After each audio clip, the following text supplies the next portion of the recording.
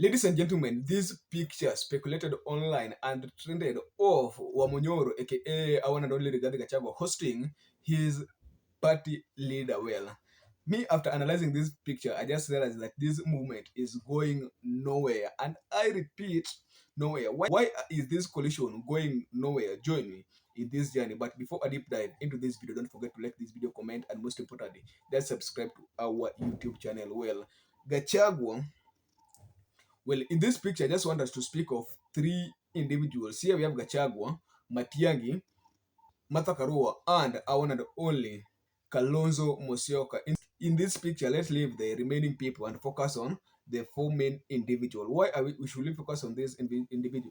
Why should we focus on these three individuals? Let me tell you that in this picture, if by any chance Fred Matiangi will be in ballot, let's expect Kalonzo also to become let's also expect Kalonzo to be in the ballot in this coalition. That is the true fact. Because tell me, William Samoruto has shown people that the way the deputy president post is such a useless post, and because you can be impeached in this post kila wakati, hakuna ile kitu ingine ati kuna deal ingine ulisign na jamaa, there is nothing, no MOU, strong MOU, there is nothing that can seriously defend you as as the deputy president. So let me remind you that Kalonzo atasema aje, you know what, I'm the big fish here, I'm the big deal, nimekawia kwa siasa, I have a huge group, I have a huge group of people who are following me. So maze, this thing is going this way, there's no way, no day I'll be the deputy, so let me be the president and you become the deputy, which somehow will be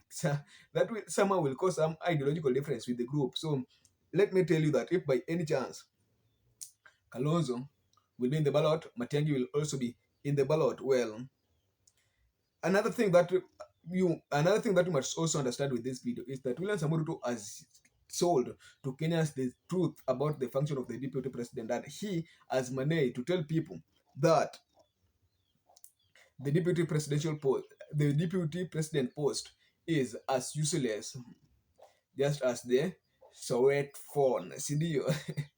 Well, the third thing my attention with this picture is that Gachagua might be clear to vie for presidency. You know that William Samoei is a guy who sees in front, yani anafikiriaga mbele ya watu. So the guy might decide that, you know what, is going to clean the name of Rigathi Gachagua just for him to vie for presidential election. And you know very well that if by any chance Gachagua atakuwa kwa ballot, Matiangi and Kalonzo position ni kama itakuwa dal. Yani I'm not seeing yeah? Just imagine Gachagua in the ballot, Kalonzo also in the ballot, and William Samoei Ruto will divide these people because every person will have his selfish interest of becoming the next governor, the next president. So every person atakuwa hapo kwa ballot and kura yao itagawika.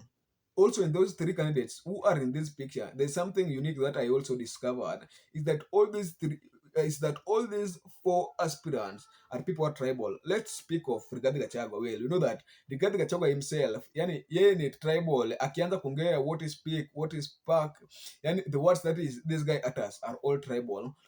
And anasema all his interest in the people from the mountain kingpinship.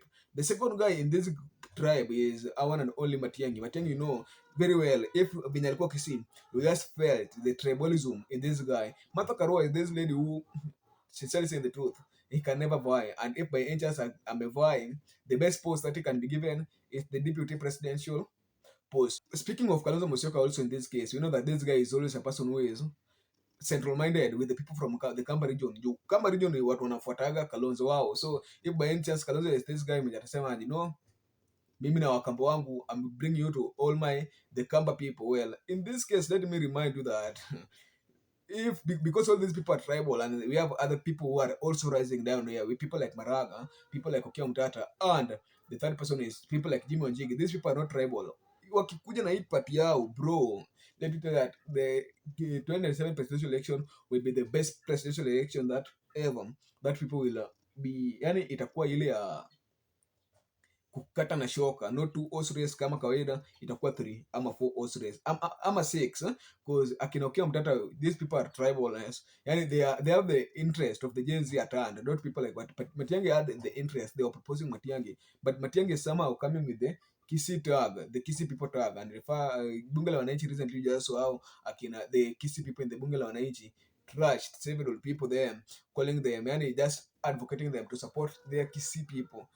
It is not a matter of Kisii. They themselves during the protest will say that tribeless, moneyless, and religionless. So if by any chance you guys want to advocate for this thing, I think that the Gen Z would rather go for Maraga, who is a serious candidate in this case. Anyway, guys, those are just my opinion pertaining these pictures that Wamonyoro and his people took pale kwa mlima. At last, I will see Hosalas till next video. Bye bye.